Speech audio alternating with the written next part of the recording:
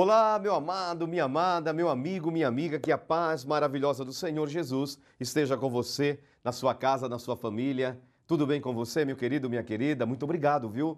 Muito obrigado em permitir que a palavra do Senhor, a palavra do Evangelho, essa palavra poderosa que é lâmpada para os nossos pés, entre na sua casa, esteja aí com você, com a sua família. Muito obrigado mesmo. Muito obrigado. Que Deus abençoe você. Você que é católico romano, você que é anglicano, você que é espírita, budista, você que é muçulmano, evangélico, não importa. Você que agora está sintonizado aqui na TV Rede Paulista, com esse momento maravilhoso desse programa, Jesus, Leão de Judá. Porque Jesus realmente é o Leão de Judá, é o Senhor da nossa salvação, é a razão da nossa alegria. Jesus é tudo para nós, com certeza, Ele é o nosso tudo. Então, meu amado irmão, minha amada irmã, que Deus realmente abençoe você, Deus abençoe sua casa, Deus abençoe a sua família, Deus abençoe a sua vida, em nome de Jesus de Nazaré. Que Deus abençoe muito, muito poderosamente mesmo. É o que eu desejo mesmo.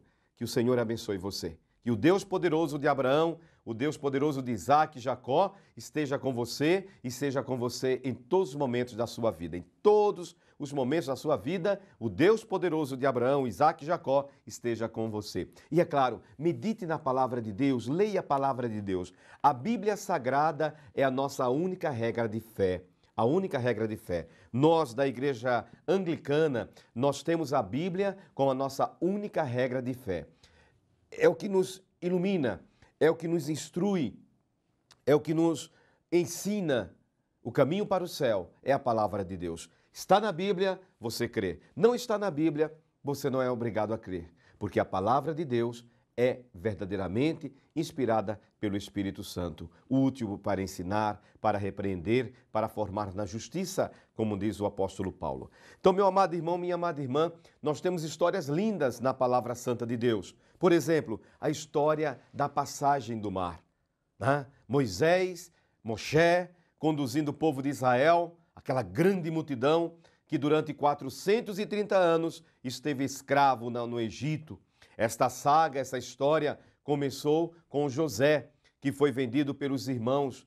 Lembram da história? José foi vendido pelos irmãos. José era o filho amado, o filho predileto de Jacó. E diz a palavra que de Deus, no livro do Gênesis, que por inveja, os irmãos de José venderam o próprio irmão a uma caravana de midianitas que estava passando por ali e eles venderam o próprio irmão. Na verdade, eles queriam matar José. Na verdade, eles queriam matar José. Mas não foi permitido a morte de José e eles resolveram então vender o próprio irmão, E diz a palavra de Deus, amado, amada no Senhor, que Jacó ficou muito triste com a venda do seu filho, porque os irmãos de José, na verdade, eles falaram para o pai que José havia sido devorado por um animal, e José sofreu muito mesmo. Diz a palavra do Senhor nosso Deus.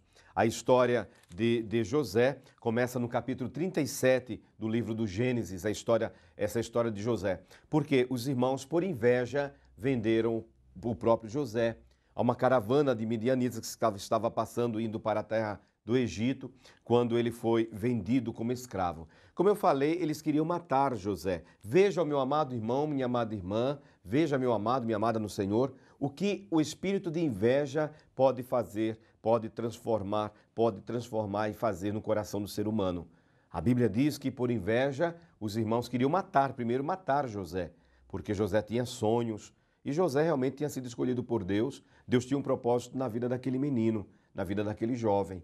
E os irmãos, por inveja, queriam matá-lo, jogaram num poço, depois tiraram, porque era sangue deles, era o sangue do sangue deles, e eles venderam José, e José foi para o Egito, para a terra do Egito. Lá José sofreu muito, ele foi para a casa de Potifar, que era o governador na época, e diz a palavra de Deus que na casa de Potifar, a esposa de Potifar se apaixonou por José, José era escravo hebreu, e se apaixonou por José. José não cedeu aos caprichos daquela mulher, ela reverteu a história E José, é claro que Potifar acreditou na sua mulher, porque ela dizia assim: olha, esse hebreu, esse escravo hebreu que você trouxe à nossa casa, ele tentou me assediar, tentou me agarrar, enfim. E é claro que Potifar não deu crédito a um escravo, deu crédito à sua mulher e à sua esposa, e José é jogado numa prisão.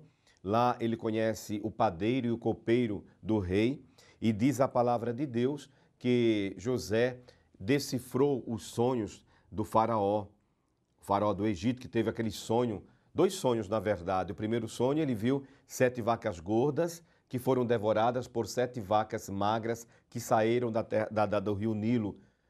O faraó ficou apavorado, depois voltou a dormir e ele teve mais um sonho, 7 espigas cheias, robustas, cheias, e 7 espigas murchas, feias, que vieram e devoraram as 7 espigas cheias.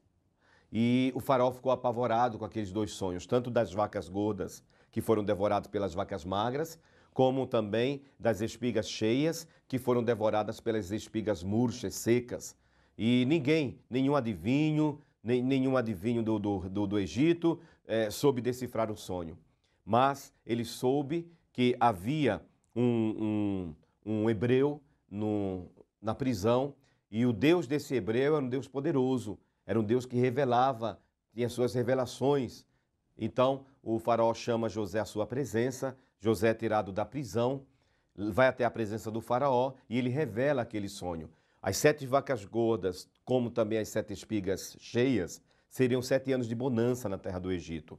As 7 vacas magras que saíram do rio Nilo, bem como as 7 espigas murchas que devoraram as outras espigas, seriam 7 anos de penúria, de seca no Egito. Então o Egito deveria produzir muito para depois, no tempo dos 7 anos do tempo de penúria e de seca, eles teriam o suficiente para se abastecer, para se alimentar. O faraó ficou tão encantado com a sabedoria de José, e José se transforma assim no governador do Egito. É isso que Deus faz, irmão. Deus, ele tira a pessoa da prisão e dá honra à pessoa. Deus honra a pessoa. Deus honra aquele que confia e espera nele. Talvez você esteja na mesma situação de José. Talvez você esteja se sentindo numa prisão.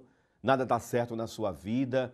Você foi traído pelos irmãos, pelas pessoas. Não se intimide, não. Não desista, não desanime, não. Porque o Deus que nós adoramos é o Deus que honra aquele que espera e confia nele. Como Deus honrou José no Egito, Deus vai honrar você também na sua casa, em nome de Jesus de Nazaré. Creia nisso, espere no Senhor. Amém? Teremos agora um breve intervalo e voltaremos com a palavra do Evangelho do dia.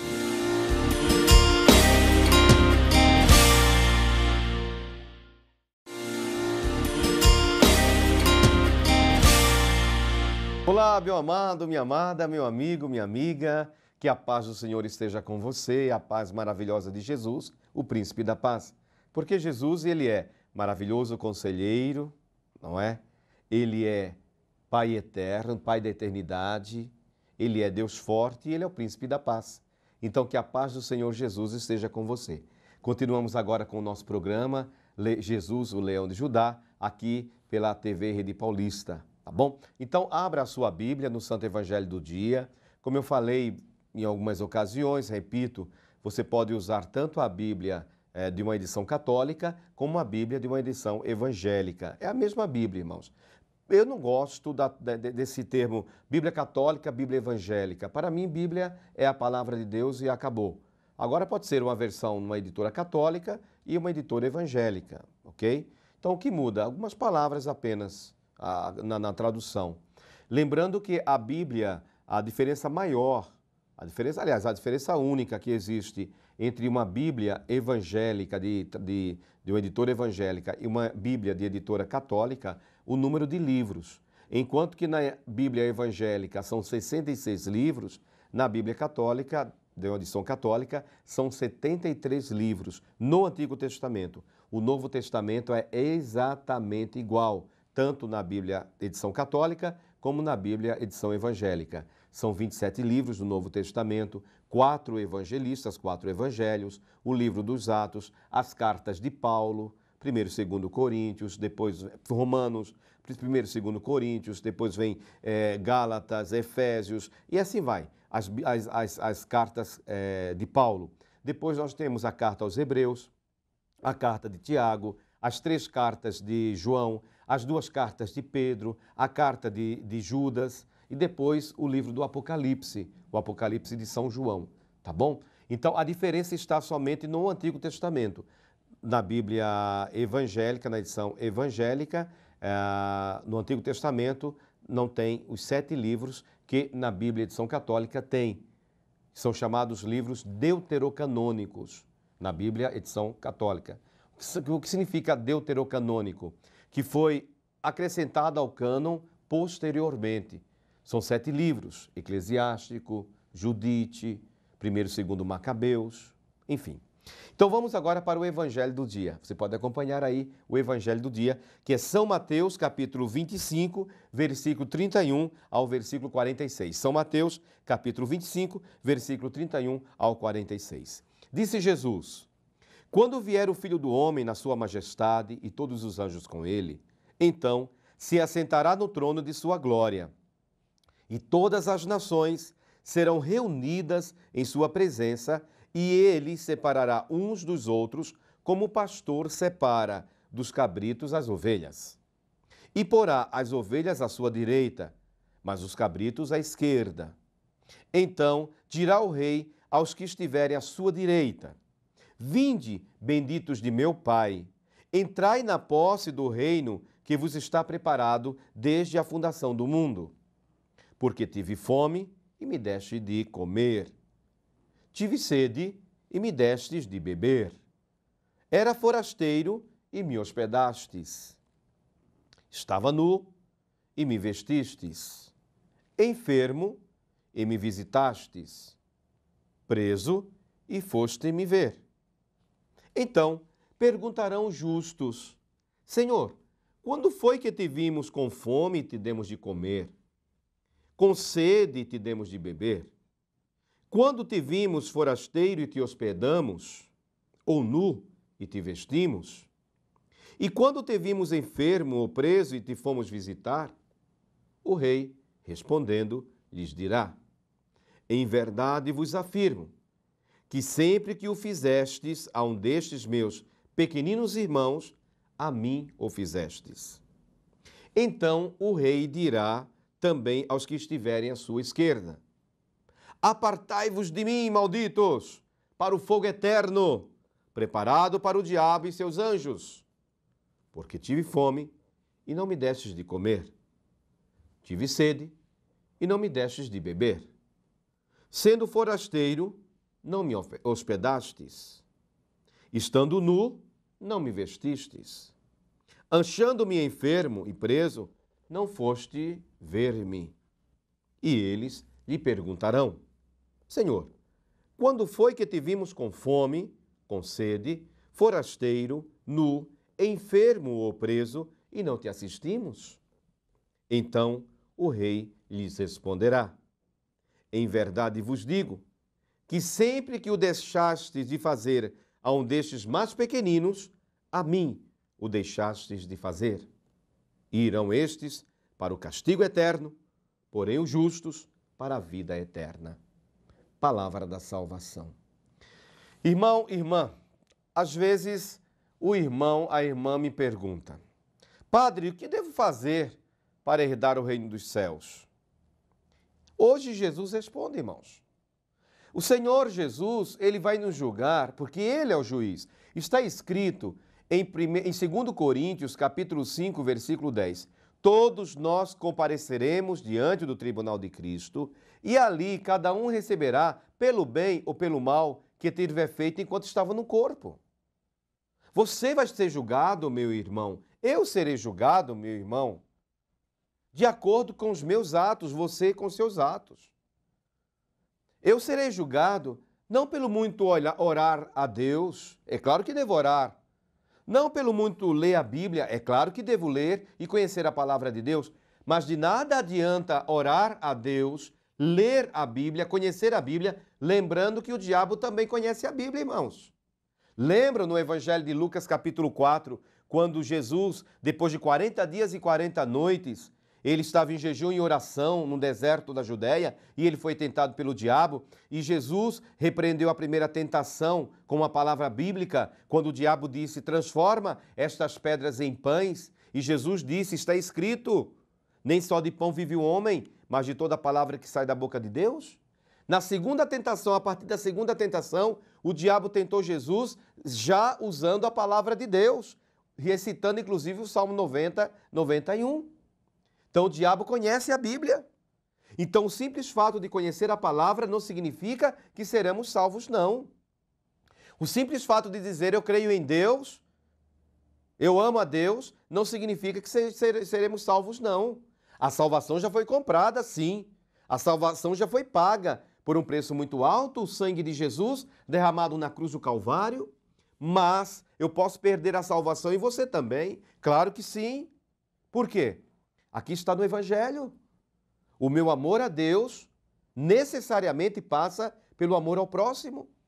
Como eu posso me arrumar para ir à igreja, para a Santa Eucaristia, para ir ao culto, adorar a Deus, quando eu vejo uma pessoa que está necessitada, passando fome, necessitada, presa, nua, uma pessoa que está enferma, uma pessoa que está com fome, com sede, e eu fecho meu coração para ela? Não vou para o céu, não. Jesus diz isso hoje muito claro no Evangelho de Mateus 25. Vamos fazer o bem, vivamos o amor, Deus é amor. A Bíblia diz claramente em 2 Coríntios, capítulo 5, versículo 10, todos nós compareceremos diante do tribunal de Cristo no dia do julgamento, e ali vamos receber pelo bem ou pelo mal que tivermos feito enquanto estávamos no corpo. Faça o bem. São Tiago diz na sua carta, no capítulo 4, versículo 17, se alguém pode fazer o bem e não faz o bem, peca. É pecado. Faça o bem. Procure fazer o bem. Olhe ao seu redor e você vai perceber que Deus colocou muitas pessoas ali que você pode exercer a caridade e o amor. Amém? Deus abençoe. Até amanhã, se Deus quiser, em nome de Jesus.